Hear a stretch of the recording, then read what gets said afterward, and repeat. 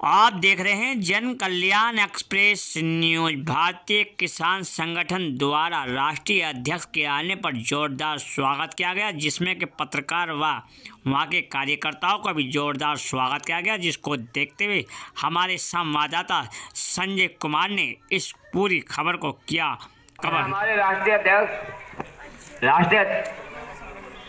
तालियों के साथ स्वागत, तालियों के साथ नगर अध्यक्ष कारी साहब का भी करो स्वागत। आशु भाई तुम अरे क्या आप बोलो चादर वाले यही हाँ। एहसान अंसारी आए, एहसान अंसारी राष्ट्रीय अध्यक्ष, हमारे राष्ट्रीय अध्यक्ष जी का चादर उड़ाकर सम्मान करें। जैसा कि भारतीय किसान जो संगठन है आपका, किस तरीके से किसानों की मदद करने की तैयारी कर रहा है? किसान संगठन किसी व्यक्ति विशेष का नहीं है। किसान संगठन सभी का है, आम आदमी का है, मजलूम आदमी का है, सबका किसान संगठन। और संगठन का कोई तरीका नहीं है। जहाँ जिस तरीके की समस्या होती है उस समस्या का निराकरण करने के लिए भारतीय किसान संगठन हम सब कर रहे हैं। समस्याएं हर जिले में हर तहसील में बदलती रहती है, उसी हिसाब से उनका निराकरण कराने के लिए सोच और विचारधारा जो है वो बदलती रहती है। भारतीय किसान संगठन का सिर्फ एक ही ध्येय है कि किसान और मजदूर को उसका अधिकार मिले, क्योंकि आज जो देश में जो चल रहा है वो कहीं ना कहीं सिर्फ पूंजीपतियों को लाभ पहुंचाने की सारी जो नीतियां हैं वो चल रही हैं। किसान मजदूर को बिल्कुल इग्नोर किया जा रहा है, उनका अनदेखा किया जा रहा है। उसी अनदेखे से बचाने के लिए, किसान और मजदूर की आवाज़ उठाने के लिए भारतीय किसान संगठन अपने पथ पर निकला हुआ है कि उनको उनके अधिकार जो है वो दिलाए।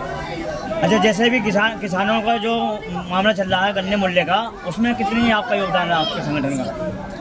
देखिए, संगठन चाहे कोई भी हो, संगठन सभी का कहते हैं योगदान अपना अलग अलग रहता है। आज पश्चिमी उत्तर प्रदेश की बात हम करने लगे तो यहाँ जो गन्ना की बहुत बड़ी बेल्ट है यहाँ पर, लेकिन पिछले करीब 4-5 साल से जो है गन्ना की जो पेमेंट है वो वहाँ की वही रुकी हुई है और मूल्य भी क्या कहते हैं वृद्धि नहीं की है। पिछले काफ़ी समय से हम लोग मांग कर रहे हैं कि 450 रुपये प्रति क्विंटल जो है गन्ने की जो कीमत है वो दी जाए, वो मूल्य दिया जाए। लेकिन सरकार के बिल्कुल ढुलमुल रवैया है, कोई भी सरकार की तरफ से वक्तव्य नहीं आता है, सिर्फ आश्वासन दिया जाता है कि हाँ हम लोग इस बारे में विचार कर रहे हैं। विचार करने से काम नहीं चलेगा। आज जो किसान की जो गन्ना की खेती है, वो खेती की जो लागत है वो लागत बढ़ गई है, लेकिन मूल्य वो कभी रुका हुआ है। बराबर का जो हमारा हरियाणा है, हरियाणा में हमारे उत्तर प्रदेश से ज़्यादा कहते हैं मूल्य मिल रहा है, लेकिन उत्तर प्रदेश इतनी बड़ी ज़मीन पर गन्ना की खेती कर रहा है, लेकिन मूल्य वहीं रुका हुआ है, लागत बढ़ती जा रही है। तो ये मांग है, ये मांग लगातार चलती चली जा रही है और इसमें कहीं ना कहीं हम लोग कहते हैं जीत हासिल करते हैं। अच्छा, जैसे बिल जो पास हुए थे सरकार से किसानों के मामले को लेकर, उसमें जो है दोबारा से संगठन तैयारी कर रहे हैं धरने प्रदर्शन की, उसमें आपके संगठन में कहाँ तक की भूमिका रहेगी? देखिए, मैं आपको बता दूं जो संयुक्त किसान मोर्चा के 42 संगठन थे, उस 42 संगठन में भारतीय किसान संगठन एक था और भारतीय किसान संगठन की उस समय भी अहम भूमिका रही थी। और आने वाली अगर कोई रणनीति बनती है, कोई आंदोलन होता है, तो भारतीय किसान संगठन तत्पर रहेगा, सबसे आगे रहेगा। और आपको फिर से मैं विश्वास दिलाना चाहता हूँ कि उसी तर्ज पर, जिस तर्ज पर 3 काले कानून वापस हुए थे, उसी तर्ज पर अगर कोई भी आगे की लड़ाई लड़ी जाएगी तो बिल्कुल तत्पर लड़ी जाएगी और ईमानदारी के साथ लड़ी जाएगी। आने वाले 2024 में आपका जो किसान संगठन है, क्या रणनीति रहेगी इसकी चुनाव को लेकर 2024 में? देखिए, मैं आपको बता देता हूँ, किसान संगठन कोई भी हो वो रणनीति नहीं है।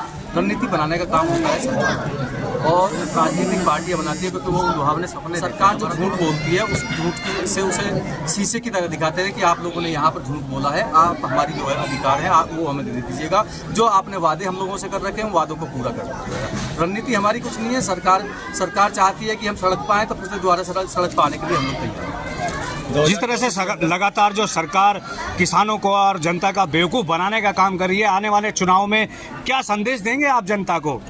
देखिए, मैं जनता को सिर्फ यही संदेश देना चाहता हूं कि ये हिंदू मुस्लिम की जो राजनीति चल रही है, ये जो देश को बांटने की बात कर रहे हैं कि भाई हिंदू इस तरफ और मुस्लिम इस तरफ, इस बारे में ना जाएं, अपने अधिकार की बात करें। हम लोग ग्रामीण पृष्ठभूमि में रहते हैं, हम लोग गाँवों में जो रहते हैं चाचा ताऊ के रिश्ते से रहते हैं, ना तो हिंदू से रहता है ना कोई मुस्लिम से रहता है। ये हिंदू मुस्लिम कहाँ से आ जाते हैं?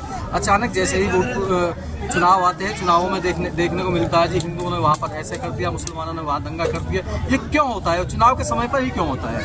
बात हम लोग जो कर रहे हैं, हम लोग उन रिश्तों की बात कर रहे हैं जिस रिश्ते के साथ हम लोग जो है बहुत लंबे समय से गाँव में रह रहे हैं, तो उन्हीं रिश्तों पर रहने दीजिएगा। और मैं सिर्फ यही अपील करूँगा सबसे कि अपने हित की बात करिएगा, हिंदू मुस्लिम के चक्कर में ना पड़िएगा। 2024 के अंदर आपका संगठन क्या राजनीतिक पार्टी से मिलकर या अपना आप चुनाव लड़ने की तैयारी करेगा? नहीं, देखिए, भारतीय किसान संगठन और राजनीतिक संगठन है, वो किसी भी राजनीतिक पार्टी के साथ कोई भी गठबंधन नहीं करेगा। और जहाँ तक की बात है, अगर सरकार इस समय किसान और मजदूर और आम आदमी को परेशान कर रही है तो जाहिर सी बात है कहीं ना कहीं अपने हक की बात करने के लिए किसी न किसी का सहारा ले जाएगा। अगर ऐसा समय आने पर कोई राजनीतिक पार्टी किसानों को पूर्ण आश्वासन देती है कि हाँ हम किसानों के साथ हैं, किसान मजदूर के अधिकारी की बात करें, तो जाहिर सी बात है हम लोग उधर जाने की बात करें।